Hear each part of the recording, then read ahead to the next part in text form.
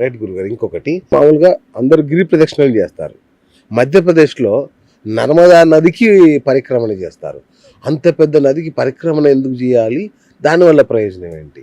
ఇది ఒక విచిత్రమైనటువంటి సంఘటన. ఎందుకంటే మామూలుగా గిరి ప్రదక్షిణలు పరిక్రమణలు ఎందుకు చేస్తామంటే అది ఒక నడక సాధనం మాత్రమే కాదు.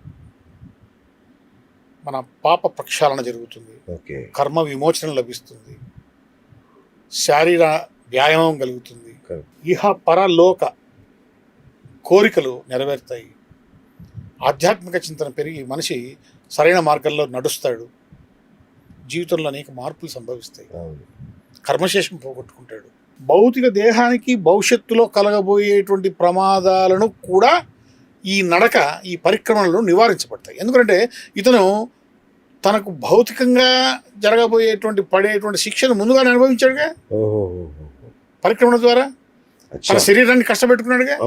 కాబట్టి భవిష్యత్తులో ఈయన భౌతిక దేహానికి కలగాల్సినటువంటి నష్టం ఏదైతే ఉందో అది ఈ పరిక్రమణ ద్వారా నివారించబడుతుంది.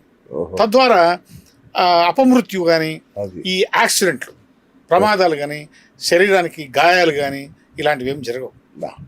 దీని వెనుక ఇంత ఉందా సైన్స్. తర్వాత మీరు చెప్పినట్లు నర్మదా నది పరిక్రమణ, నదులకేంటి పరిక్రమణ?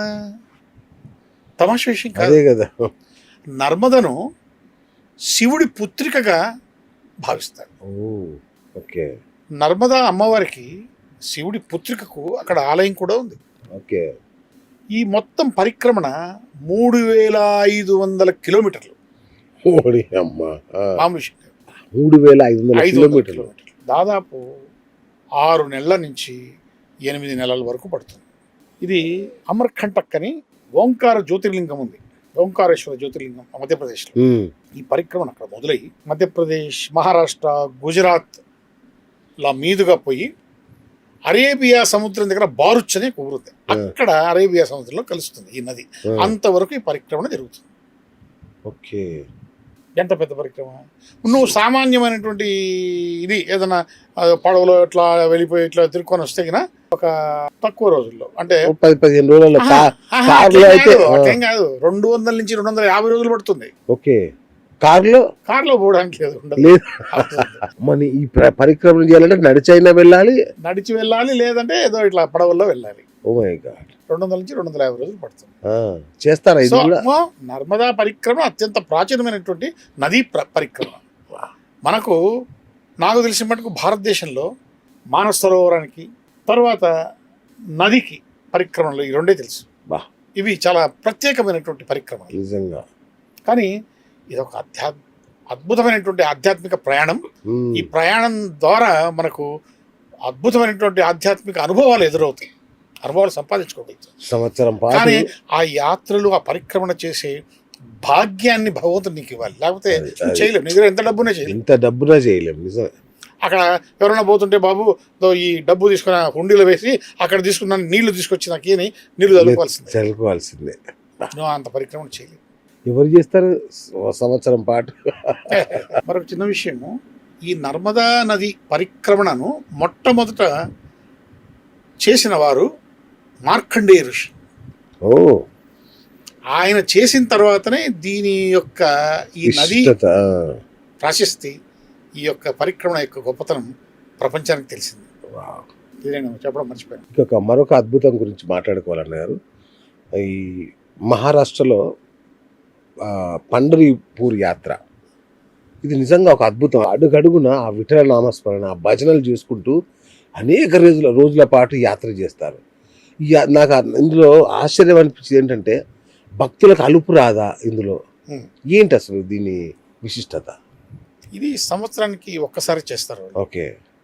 సామాన్య భక్తులు మామూలు టైంలో కూడా చేసుకుంటూ పోతారు. ఇది తులసి కోటను పెట్టుకొని వెళ్తూ ఉంటారు. బట్ ప్రధానంగా ఏంటంటే జూన్ జూలై మాసంలో జ్యేష్ఠ మాసం బహుళ సప్తమిలో మొదలై ఆషాఢ మాసం ఏకాదశిలో ఇది ముగుస్తుంది. ఏకాదశి రోజు స్వామివారిని దర్శనం చేసుకుంటాం. ఇది దాదాపు 250 కిలోమీటర్లు ఈ యాత్ర. ఇది పరిక్రమణ కాదు, యాత్ర. అవును. ఈ యాత్ర తుకారాం మహారాజ్, జ్ఞానేశ్వర్ మహారాజ్ అనేటువంటి వాళ్ళ నివాస ప్రదేశాలు ఉన్నాయి. భక్త తుకారాం అని Yes. మన సినిమా అదేనా? ఓకే ఓకే దేహు, అళంది అని పట్టణాలు. ఆ పట్టణాల్లో మొదలవుతుంది ఓకే. యాత్ర. జూన్ జూలై మాసం 250 కిలోమీటర్లు. 20 రోజులు నడుస్తుంది. 20 రోజుల్లో కంప్లీట్ అయిపోయింది. భక్త తుకారం, జ్ఞానేశ్వర్ మహారాజులు పల్లకీళ్ళు ఊరేగించుకుంటూ పండరీపురానికి తీసుకెళ్తారు. ఓకే. మీరు చెప్పినట్లు ఇంకా దారి పొడవునా భజనలు, పాటలు, భక్తి గీతాలు, పాండురంగని నామస్మరణ జరుగుతూనే ఉంటుంది. సేవా కార్యక్రమాలు నడుస్తూ ఉంటాయి. ప్రజలు స్వచ్ఛందంగా వీళ్లకు కావాల్సినటువంటి ఈ ఆహార పానీయాలు అందజేస్తూ ఉంటారు. ఓకే. ఆ విధంగా జరుగుతుంది. ఇది ఒక అద్భుతమైనటువంటి ఆధ్యాత్మిక యాత్ర. ఏంటి సార్ ఆ పాండురంగడి మహత్యం ఏంటి అసలు? అది లోకల్, ఆయన శ్రీ మహావిష్ణువు అవుతారు. అచ్చా. శ్రీ మహావిష్ణువు అవుతారు. ఓకే. సో ఆ లోకల్గా ఉన్నటువంటి ప్రజలు, ఇది కూడా అత్యంత ప్రాచీనమైనటువంటి ఆలయం, ప్రాచీనమైనటువంటి యాత్ర కూడా. ఓకే. ముఖ్యంగా బయట వ్యక్తులు, అంటే మహారాష్ట్రలోని బయట వ్యక్తుల కంటే కూడా మహారాష్ట్ర లోకల్ ప్రజలకు ఈ యాత్ర గురించి బాగా తెలుసు. తప్పనిసరిగా ముఖ్యంగా పాత తరం వాళ్ళు ఇప్పటికి కూడా ఈ యాత్ర చేసుకుంటూనే ప్రతి సంవత్సరం గడుపుతారు. అవునా? మనకు మచిలీపట్నంలో పాండురంగ స్వామి ఆలయం ఉంది.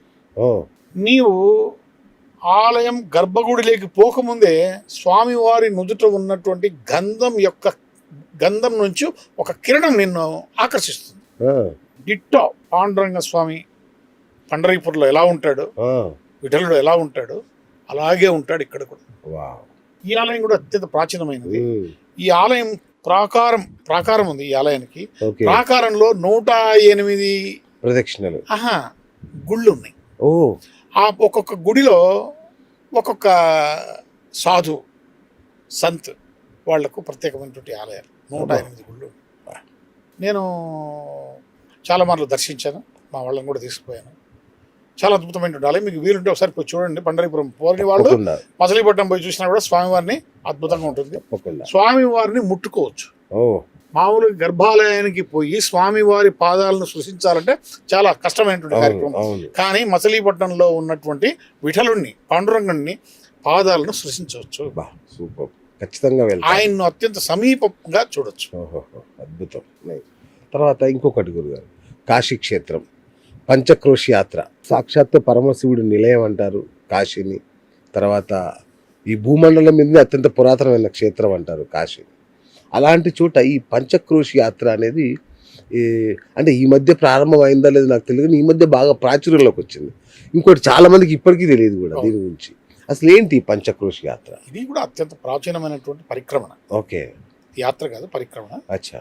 మనము మ్యాప్లో ఈ యొక్క పరిక్రమణను చూస్తే శివలింగ ఆకారంలో ఉంటుంది మొత్తం. Very good. ఇది కాశీ మండలం చుట్టూ తిరిగేటువంటి ఒక పరిక్రమణ. ఓకే. శివుడు సంచరించేటువంటి ఒక ఇన్నర్ రింగ్ రోడ్ ఇది. ఓకే. శివుడే సంచరిస్తాడంట ఆ లిమిట్స్ లో. Okay okay. అందుకని దీనికి ఒక విశిష్టత కలదు. పంచక్రోశి అంటే కొంపదీసి 5 క్రోశుల దూరం అట్లా కాదు. పంచక్రోశి అంటే అన్నమయ, ప్రాణమయ, మనోమయ, విజ్ఞానమయ, ఆనందమయ అని కోశాలు ఉన్నాయి మనకు శరీరంలో. ఈ కోశాలకు ఆ పంచక్రోశికి అవినాభావ సంబంధం ఉంది. ఇది ఆ యొక్క పంచక్రోశి. ఈ పంచక్రోశి యాత్రలో భాగంగా మనకు ఒక 5 గ్రామాలు కనిపిస్తాయి. ఈ 5 గ్రామాల్లో మనము విశ్రాంతి తీసుకోవచ్చు, విడిది చేయవచ్చు. అయితే భక్తులు చాలా మంది లోకల్ భక్తులే దీనికి ఎక్కువ ప్రాధాన్యత ఇస్తారు. మన వాళ్ళకు తెలియదు, మన వాళ్ళు టూరిజంగా పోతారు కాబట్టి చేయలేరు. అంటే ఈ మధ్య 88.5 కిలోమీటర్ల దూరం ఉంటుంది. ఓకే. దాదాపు 5 రోజులు పడుతుంది. పాదరక్షలు లేకుండా శివనామ స్మరణ చేసుకుంటూ, స్వయం పాకం చేసుకుంటూ, ముఖ్యంగా ఉత్తరాయణంలో అధిక మాసంలో శివరాత్రి ఈ ప్రాంతాల్లో ఈ సందర్భంగా రోజుల్లో ఈ పంచకోశి యాత్ర చేయడం జరుగుతుంది.